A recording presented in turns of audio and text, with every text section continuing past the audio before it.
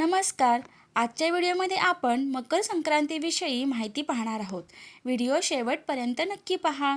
मकर संक्रांत हा हिंदू धर्मातील एक प्रमुख सण असून तो दरवर्षी 14 किंवा 15 जानेवारीला साजरा केला जातो. सूर्याने मकर राशीत प्रवेश केल्यामुळे या दिवसाला मकर संक्रांत असे म्हणतात. हा सण निसर्गाशी जोडलेला आहे, कारण या दिवसापासून उत्तरायण सुरू होते आणि दिवस मोठा होऊ लागतो. संक्रांतीच्या दिवशी लोक एकमेकांना तिळगुळ घ्या, गोड गोड बोला असे म्हणून शुभेच्छा देतात.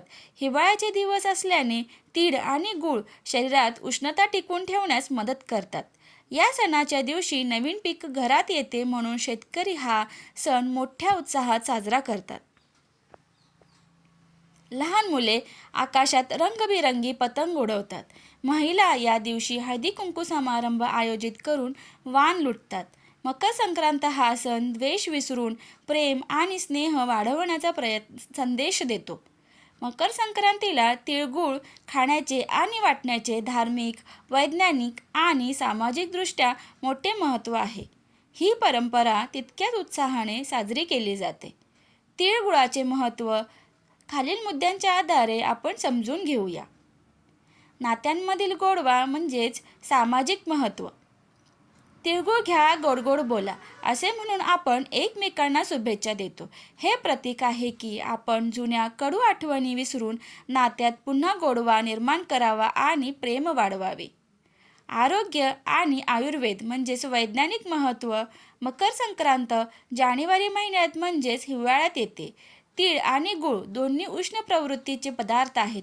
हिवाळ्यातील कडाक्याच्या थंडीत शरीरातील उष्णता टिकवून ठेवण्यासाठी आणि प्रतिकारशक्ती वाढवण्यासाठी हे पदार्थ अत्यंत फायदेशीर ठरतात. पौष्टिक मूल्य. तिळात भरपूर प्रमाणात प्रथिने, कॅल्शियम, लोह आणि मॅग्नेशियम असते, जे हाडांच्या मजबूतीसाठी आणि केसांच्या आरोग्यासाठी उत्तम असतात. गुळामुळे रक्ताभिसरण सुधारते आणि शरीराला ऊर्जा मिळते. धार्मिक आणि ज्योतिषीय महत्त्व. ज्योतिषशास्त्रानुसार तीळ हे शनिदेवाचे प्रतीक मानले जाते आणि गूळ हे सूर्यदेवाचे प्रतीक आहे. संक्रांतीच्या दिवशी सूर्य आपल्या मुलाच्या म्हणजेच शनिदेवाच्या राशीत प्रवेश करतो. त्यामुळे तीळ आणि गुळाचे एकत्र सेवन हे पितापुत्रांमधील आणि ग्रहांमधील मधुर संबंधाचे प्रतीक मानले जाते. प्रतिकात्मक अर्थ. तीळ अतिशय लहान असतात आणि ते चिकट गुळासोबत एकत्र येतात.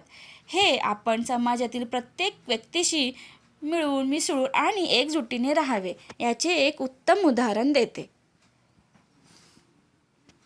2026 मध्ये मकर संक्रांत बुधवार 14 जानेवारी 2026 रोजी साजरी केली जाईल.